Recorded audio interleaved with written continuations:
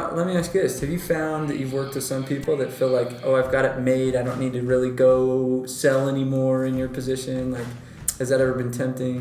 Rephrase? Meaning, like, there's a lot of guys in this industry that feel like, oh, I'm managing 30 guys, I don't need to knock anymore. Yeah, absolutely. Are you asking if that's a temptation common? for me? Is that a temptation now where you're at? So it is common. I haven't gotten there quite yet. One of the, I guess, strengths / weaknesses that I possess is if I'm not progressing, I'm not happy. And so I've progressed my region, I've grown the number of reps I have underneath me and all that. But if I'm not doing everything I can to push my progression, I'm like, what's the point? Yeah. And so I'm still able, I'm still healthy, I'm still mobile. Obviously healthy. I'm still capable. And so at this point, even though I could probably stop knocking, why? Yeah. No, that's cool. It's an extra, 200, 300,000 if I get out on the doors.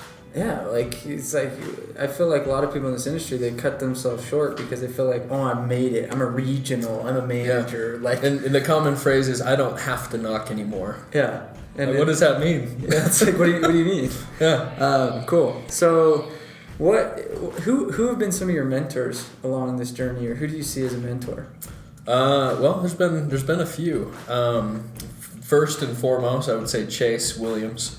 He's the one that got me into the company. He's the one that's been there by my side. So, side note, we were talking earlier, and you were saying that when you first met him, how was your first impression on him? I just thought he was a goof.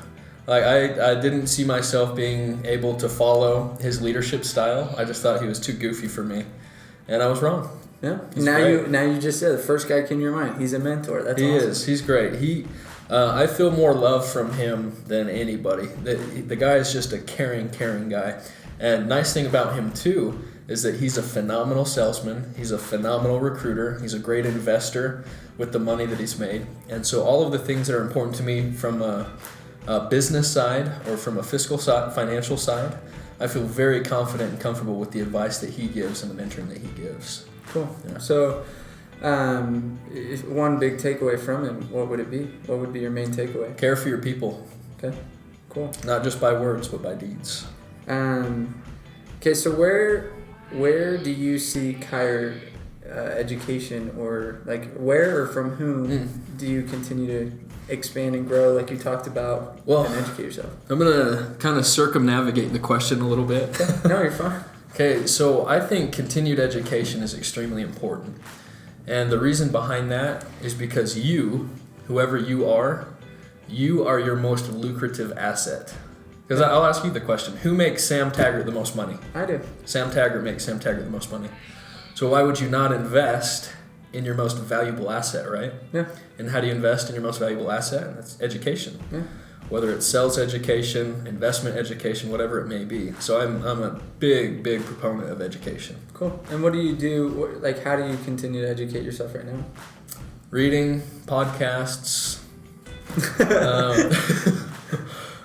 seminars, all those kinds of things. If you were to give your 3 favorite, like, man, I read this book or I went to this seminar, like what would be your highly recommended way for somebody that's watching this to get educated, and where to start if they're looking? So I feel like a lot of the lessons I learn aren't necessarily from sales directed books. Mm-hmm. Some of them are, and so I'll go with the sales one first. And I think it's classic. I think it's cliche, but I think everybody should know it and implement every teaching always. And it's how to win friends and influence people. Cool. I think it's awesome. Another one from a psychological standpoint, and I think would be just as important as that book, if not even more important, is The Happiness Advantage. Love it. You've read it? Yeah. It's awesome. Both great books. And then Unbreakable. Okay. You've probably seen the movie. Have you read the book? Better than the movie. Okay. But the grit that he shows throughout that movie and just staying mentally strong, because that's what saved him on the boat, was just being mentally strong. And I think that's what will save a lot of people's summers, is that same mental strength. Yeah. And so that's one of the lessons I learned from that book. And what's been one of your favorite seminars or events or something that you've maybe gone to that you've sought after that you've maybe has impacted you? Honestly, the most seminars that I've been to have been real estate investment seminars. So, That's awesome, though. So they're not as applicable to this job necessarily, but they are are post job. Yeah. So I actually ended up joining a community called the Renatus community. It's an education, real estate investment education. And so all the seminars and classes that I've gone to with that have been awesome.